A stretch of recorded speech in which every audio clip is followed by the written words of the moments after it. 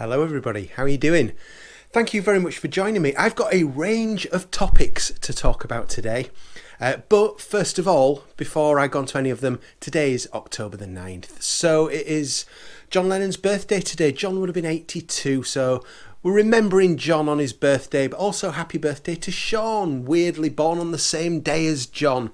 So happy 47th birthday to Sean as well.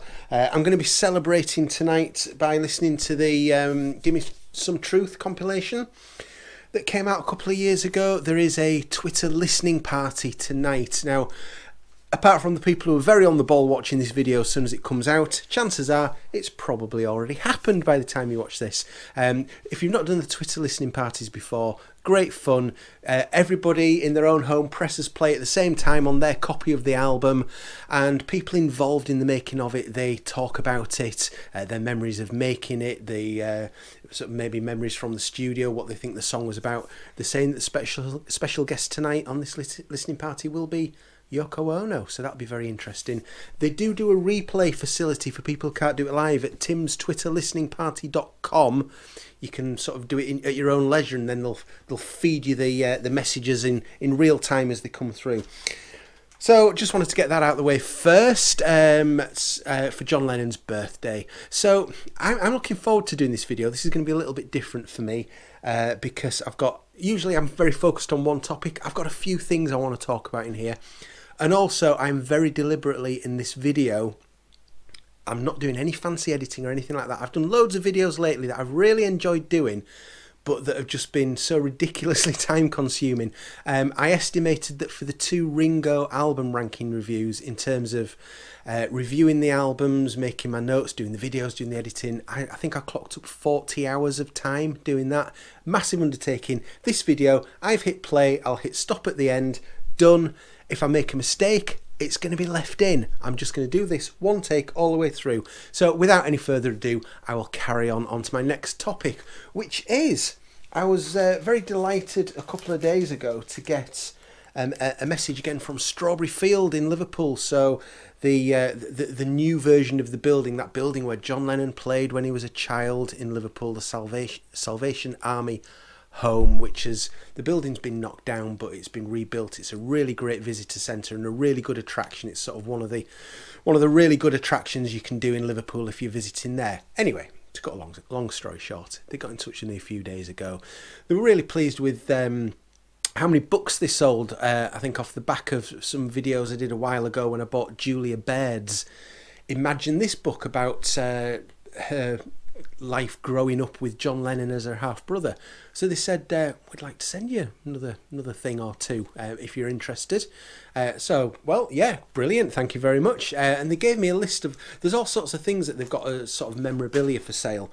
They've got things like, they've got original bricks from the original Strawberry Field. If that's your kind of thing, they sell them. It's on their website, strawberryfieldliverpool.com. They've got replica versions of the metal gates. They've got all sorts of things, but they gave me this list, and I picked a couple of things that I said that'd be really nice. And I picked them because they're Quarrymen related, and I've never really done anything, any videos or anything that are specifically Quarrymen related, so I thought that could be a nice avenue. So anyway, while I was in London yesterday, more on that later, plenty more on that later, a package arrived for me, and it's got in it a couple of things which I'm very grateful for. I'm going to do a further video at some point in the future when I've read this book that I'm about to show you, so that I can do a proper review of the book. But anyway, this is called Just Like Starting Over. It is by Charles Roberts, or Charlie Roberts as he also calls himself on the back. And you're thinking, who's Charles Roberts? Well, he is the man, or he was the kid, who took that photograph of John Lennon playing with the Quarrymen. This was about 2 weeks before the big meeting with Paul McCartney on 6th of July 1957 at the Woolton Village Fete. This was a gig that they did a couple of weeks before that. So Charles was a friend of the various quarrymen. He was there. He was kind of watching what was happening. He saw them practicing. He saw their early shows. He was hanging around them. So he's got what I hope is a very interesting story to tell. I haven't read the book yet because, like I say, it just came yesterday while I was in London. But yeah, he took that photo. There's also in here, I'll give you a very brief overview. There are quite a few photos in this book. I think the ones that he's taken, ones that other people have taken, ones that are sort of showing some of the sort of people and sites involved in the sort of very early Liverpool quarrymen story. So I'm very much looking forward to reading that book. It's also signed by Charles at the front. So this is also on the website. I'm going to put links down in the comment section and in the description of the video. Firstly to the main website, strawberryfieldliverpool.com, but also there's like pages where if you want this, you can buy these and they'll send them out to you basically. So I'm very thankful to Strawberry Field in Liverpool for that, but they also sent me, which is really cool, a poster, very well packaged, so this was not going to get damaged in the post. And this is a poster, it's a mock-up of the poster advertising this particular street party that photograph was taken from June 22nd, 1957. As I say, that's just a couple of weeks before John and Paul met. And what's particularly cool about this poster is it is signed by Charles Roberts, the author of the book, but also original quarrymen, still active, still on the go. We've got Len Garry, Rod Davis and Colin Hanton have all signed this poster. Again, they've got these at Strawberry Field Liverpool, where you can order a similar one for yourself. So again, I'll put a link for that down below. So I'm very grateful to Strawberry Field Liverpool. I did say, although they sent me this stuff for free, which I'm grateful for, I've said that I will make a donation to them because they do loads of good work for kind of disadvantaged people in the Liverpool area. They give them jobs, they give them opportunities to fulfill the potential. So they do a really great job there at Strawberry Field. So thank you very much for that. And like I say, I'll do another video as soon as I'm able to have read this book. I don't know how long that will be, but as soon as I'm able to, I'll come back and give you my full review of this book. Worth also mentioning, inside that poster was this certificate of authenticity. The first ever photograph, I'm going to get in close here. The first ever photograph of John Lennon and the Quarrymen taken at the Rosebery Street Party on Saturday 22nd of June 1957, and it confirms that it's signed by the original people. So that's a nice little addition to have there. So that's Strawberry Field. Right, next topic. Wow, yesterday, 8th of, what month are we in? October. I went down to London to see Mark Lewisohn's show, Evolver 62. My goodness me, what a day yesterday was. A 19-hour round trip. It would have been a lot less, but there was a train strike in the UK yesterday. I had trains all booked. Myself and my good friend Ben, we went down. We booked on the trains. Trains got cancelled because of train strikes, so we managed to find seats on a coach, which is a much longer trip. So we went down to London. I set off from home at 5:30 yesterday morning. We got into London late morning, had a real nice walk across London from the coach station past Buckingham Palace. That was really busy. I think there might be a bit of a knock-on tourism effect from how much that was in the news last month when the Queen passed away, maybe. But anyway, I went to the MPL building in Soho Square, Paul's office, which they seem to have done the best to try and make it look like it's an abandoned building. It really doesn't sort of give any vibes off of here's a great building that you might want to come and visit as a tourist attraction. It's very sort of plain and down to earth. But what was really interesting and what I specifically looked out for was a couple of floors up where it's Paul's office, and you can see in the window the statue from the front cover of Wings Greatest. In fact, let me just see if I can pull out Wings Greatest quite quickly here. Yes, there it is. So that statue there, which looks like, I think in real life it's probably about that high. So that's probably not far off actual size. It'll be a bit bigger than that. That is on Paul's windowsill, on the window, overlooking Soho Square, in his MPL office. So it was nice to see that. And on we went to the Bloomsbury Theatre for Mark Lewisohn's show. And I would like to say thank you to... I got recognised a few times yesterday, which is really weird for some div like me from up in Yorkshire, that you go somewhere and people... I think there's about 10 people altogether who introduced themselves to me yesterday, which was great. Thank you for that. It was great meeting you all. But the show, Mark Lewisohn just does... the stories that he can tell, and because of the research that he does, is incredible. Now, he did have the show filmed. I don't think there's any firm plans yet of what he wants to do with it, but he is hoping that maybe that film could be made available at some point. Maybe, I don't know whether it would be a pay-per-view thing or what. I don't know what Mark's plans are, so I'm not going to try and second guess.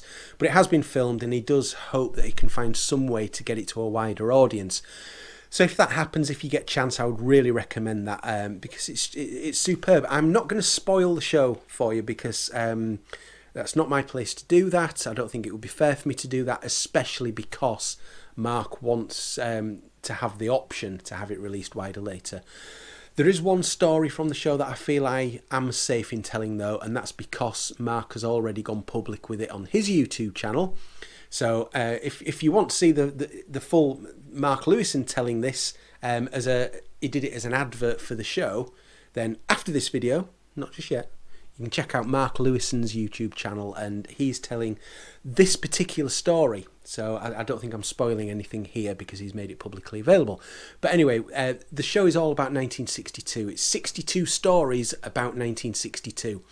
And it does it fairly chronologically, brilliant. Very nice sort of self-deprecating nod towards himself at the beginning of the show, where he addresses the fact that probably there's a bit of all of us wishes he'd actually been at home typing his volume 2 rather than doing shows. But we understand, Mark probably needs to raise some money. The guy's got to live, so probably raising money to allow him to live, to allow him to dedicate the vast majority of the rest of his time, and I don't think any of us can probably comprehend how much of his time he spends on this, to doing volumes 2 and 3. But anyway, I said there was one story I feel I can tell because he's gone public with it already.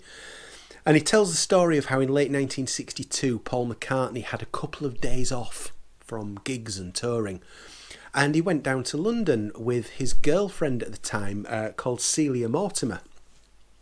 I wasn't particularly familiar with the story of Celia Mortimer. She's not one of the girlfriends who particularly gets a lot of publicity or mention in books. But Paul went down to London to see his friend Ivan Vaughan. I'm sure the Beatles fans among you are familiar with Ivan. Born on the same day as Paul, Ivan was the man who, or as a boy as he was then, introduced Paul McCartney to John Lennon, one of Paul's lifelong best friends, until Ivan sadly passed away quite a few years ago now. So Paul had gone down to London to visit Ivan for the weekend, and he'd gone with Celia, his girlfriend at the time. And they went to a club, and then they crashed out at Ivan's place where Ivan was living at the time. So this is a story that shouldn't have come out. There should have been no reason for anybody to have discovered this story but for Mark Lewisohn's ridiculously thorough levels of research. So he'd interviewed Celia Mortimer about her time with Paul, and she'd mentioned that Mark had said, well, where did you stay at Ivan's? And she said, it was on Great Portland Street. That rang a bit of a bell with Mark. He'd heard that. He'd already researched a little bit of something that was to do with Great Portland Street in London. So he tried to find out the address. Celia didn't know the address. Mark contacted Ivan Vaughan's widow. She didn't remember the address. So Mark was able to go back to 1962 electoral records and track down Ivan and track down the address of where he was living at that time. And it set a bell ringing in Mark's head. He recognised this address immediately.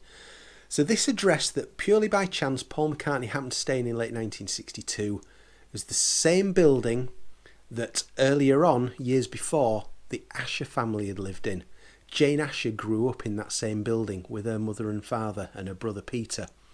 Not only that, this was the same building while the Ashers were living there that George Martin learned to play oboe by being taught by Jane Asher's mum.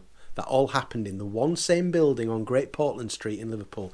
Mark's just full of stories like that shouldn't have ever been known by anybody, but because of the research that he does, we get to find out things like that. Incredible show. So, like I say, if you've not done before, check out Mark Lewisohn's YouTube channel. And he's got quite a few stories like that he used as adverts for his Evolver show, but it was incredible. We were worried it was going to overrun at one point, and that we might have to make a dash for our one coach home that there was because transport was limited because of the train strike. But it did seem to rattle through the second half quite a little bit, more than he had done the first half, and we were able to get back home. I got back home about midnight, but I'd been on the road since 5:30 in the morning. But a thoroughly great way to spend 19 hours of a day going down to London to do that. So that was fantastic. So that's Mark Lewisohn Evolver. I've also got a few things I want to show you that I bought. So my local record shop that I've mentioned once or twice, Revolution Records in Selby, just down the road from me. I was in there a couple of weeks ago. And I was just sort of thumbing through the racks, having a look at what was there. I bought a couple of bits and pieces. I bought the Elton John record that's above my head and a couple of other bits. And Michael, who owns the shop, said, "Do you want to see my secret Beatles stash?" I thought, "Oh yeah, definitely. That sounds fun." Now, it turns out that the secret Beatles stash is essentially just a cupboard underneath the main racks, but it makes it sound a bit more glamorous when you get told like that. This was stuff that Michael hadn't yet sorted properly. He hadn't graded it to sort of check the quality of the vinyl yet. He hadn't cleaned it because he cleans all the vinyl before it gets sold. So I had a thumb through and I pulled out various things that I didn't have on vinyl, and I said, not definitely buying them, but I'd be interested to know how much you're going to sell these for and what condition they're in once you've cleaned them up. So I left this pile with him, and then a few days later he sent me a message, offered me a deal that I thought, yeah, that's a fair price. Is that? I'll be in a couple of days. And this is what I picked up. So I'm gonna run through what I got here. Get that rattly bag out of the way. So there is The Ruttles, All You Need Is Cash, the soundtrack from the movie, which I've had on CD for well over 30 years. I've got the DVD. What a great film it is! But to get it on vinyl with the Tragical History Tour and Meet the Ruttles, Let It Rot, etc. on there, it's really good as well. It's good gatefold that's got a book with it that sort of tells the story of the Prefab Four, a legend in their own lunchtime. So this is nice to have. I've not had a chance to peruse it fully yet, but I will be doing pretty soon.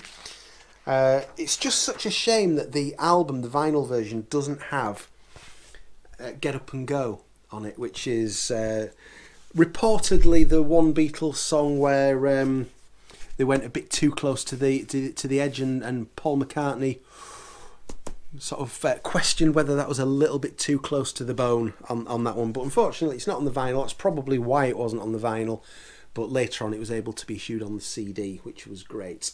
So very happy to finally have The Ruttles on vinyl. Where am I going to put this lot? I'll put it down here. And then I've got some Paul, George and John here, which I want to run through with you. All of this is stuff which, most of it I've got digitally, but none of this I had on vinyl. So, Paul McCartney, Deliverance dub mix. So this was a 12-inch single from the Hope of Deliverance time. So that's nice. And I've always been a bit confused by the fact that supposedly when these dub mixes were done and these various remixes were done by Steve Anderson, that apparently forms some of the basis of the first Fireman album, Strawberries, Oceans, Ships, Forest.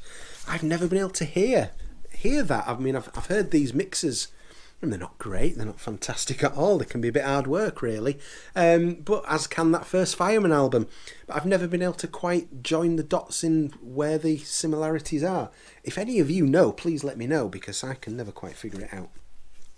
So I've never really had much in terms of 12-inch singles. So a lot of these are, like I said, I've got them digitally, but not necessarily on vinyl. So the Press 12-inch single from the Press to Play album. So this has got, it's very small writing here on the track list. A-side, it's got the regular version of Press, and it's got It's Not True, which was that was one of the bonus tracks on the CD, of course. Hang Glide, and Press, the 6.5 minute version.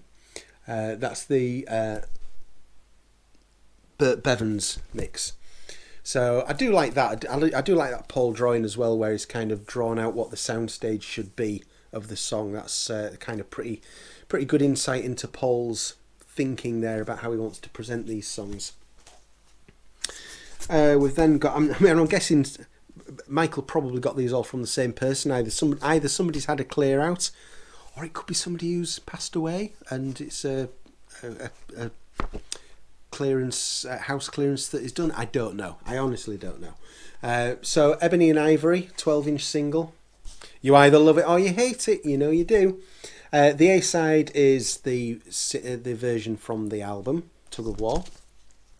The B-side, we've got the historically important Rain Clouds there, which of course was the song that Paul was working on around the 8th and 9th of December 1980. So obviously when he heard that John had been killed, Paul went to the studio that day because he says, you know, he needed to be in the studio, he needed to be working, he didn't want to just sort of wallow at home and just he needed to take his mind off it basically. And Rain Clouds is the song that he worked on and made, so it's quite historically important. Ebony and Ivory, the solo version, which I've got in the Tug of War archive collection as one of the bonus tracks, well as Rain Clouds is as well, of course. But that's solo version just with Paul, so that's nice to have. No More Lonely Nights, extended version. So yeah, it's got side 1 extended version, 8 minutes 10. Side 2, we've got that incredibly not very good version of Silly Love Songs from the movie. And No More Lonely Nights, the original sort of ballad version there on that. So that's good. I like that. It's definitely early 80s McCartney based is this. We've got some George coming and some John. We've got the Take It Away 12-inch single there as well. Some nice photos on the back with Paul and George Martin, Paul, Linda and Eric Stewart, and then you've got Paul, Ringo, and I can't quite tell who that is. Is it? No, not quite sure.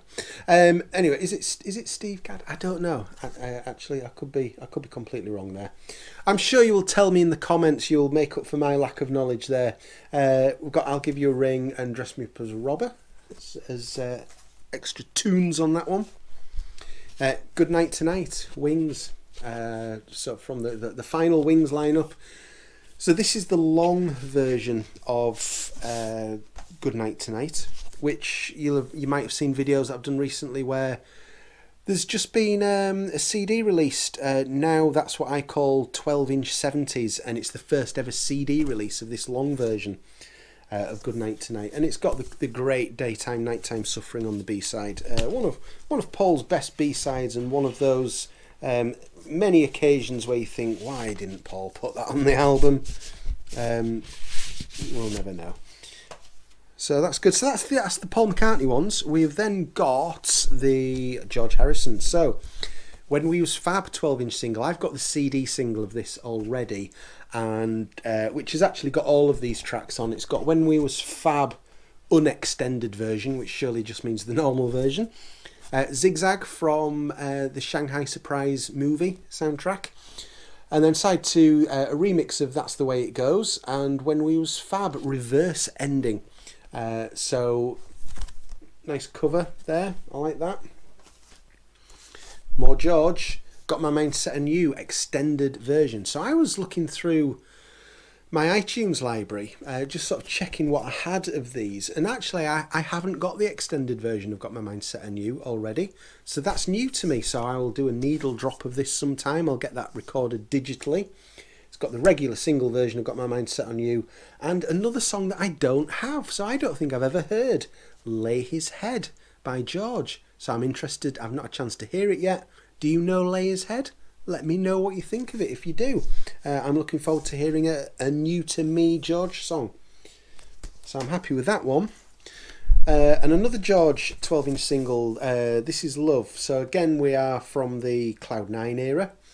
Nice cover there, and it's got Breath Away from Heaven from the Cloud9 album. Though it's a very sort of Japanese style sounding song, and it's got All Those Years Ago. So on two of these, we've got songs that aren't from the Cloud9 era. Obviously, All Those Years Ago, and That's the Way It Goes as well, being sort of earlier 80s songs. That's the Way It Goes. Was it 80s? Was it 70s? I can't remember now. So they're the 12-inch singles and a couple of albums. Sometime in New York City. Because, well, I was kind of hanging on for the Deluxe Ultimate Edition, but I think we can safely say that that's not happening anytime soon. Hopefully it will still happen in the future, but what we thought might happen this year is clearly not going to happen. So I've got that on vinyl, an album that I do really enjoy, and this I was looking at the dead wax on this. This is a 1988 repress, but it's in really good condition. It's a gatefold still. Good photos of John. We've got Elephant's Memory Band. We've got Frank Zappa there, obviously from the live jam that they did, which is included in here, even though it was a later repress. It's got a good sleeve there that comes in, which I presume is what the original 1972 version came in. But again, I'm not sure because I haven't got a 72 original vinyl. If you know, please let me know. Is that a replica of an original 1972, even though this is an 88 repress? But the vinyl's in beautiful condition, so I'm really happy with that. This is the live jam there, which we all love, of course. I gave more attention to the live jam on a listen a few months ago than I ever have done, and I didn't mind it, to be honest. It was sort of reasonably enjoyable. And then lastly, I know it's a little bit battered, but I don't mind that because it's 50 years old. It sort of shows a little bit of history. Concert for Bangladesh, original vinyl. This is an original vinyl, the original UK pressing. So it looks like the cover has kind of come apart a little from whoever's owned it previously, and they've sort of stitched it back together again with tape. I'm not going to worry about that. Like I say, it gives it a bit of character for me. That's the positive spin I'm putting on that. But the good thing is that inside, it's got the full booklet, which is in decent condition. It's got a little crease on it, but it's not bad. Which inside, it doesn't go into any descriptions of anything, but it's got photos from each song on the album. So whatever song I open it up on, there will be photos there relating to it. So that's a nice booklet, and this smells old. It doesn't smell smoky or anything, but you know that sort of old paper smell. But the vinyl inside, 3 discs, of course. Let me just bring those out. 3 discs. I'll pick one of them at random. Which one's this? This is sides 3 and 4 by the looks of it. But the vinyl is in absolutely beautiful condition. I can't see any blemishes on there at all, and it's the same on the other 2 as well, to be honest. So really happy with that, because I don't actually own this album on CD either. I've got the DVD, which I think you'll be able to see over there. So I am hoping for a reissue of this at some point, expanded. The DVD's really good, but I'm sure we could get it looking even better with some extras. So that's what I've been picking up from Revolution Records in Selby. So, like I say, a bit of a mixed bag today, various topics. I seem to have waffled on for almost half an hour now, which I wasn't expecting. Yeah, what have we covered? We've covered John Lennon's birthday, we've covered the listening party that's happening tonight, Strawberry Field, Liverpool.com, where you can buy those goodies, Mark Lewison's Evolver 62 show, and what I've picked up from Revolution Records. That's been a good half hour, I hope. And we're only sort of 2.5, well, less than 3 weeks away now from Revolver. So I'm very much looking forward to that. I will be all over that with this deluxe CD box set and the big vinyl box set, which I hope to have. I hope to be able to show you that before the release day. Before the release day is my plan, which I'm working on. So I hope you'll join me for that. If you haven't done already, hit the subscribe button so that you can see those videos. A couple of other videos here that might be of interest. But I'm going to sign off now and say thank you very much for watching. See you later. Bye. Happy birthday, John.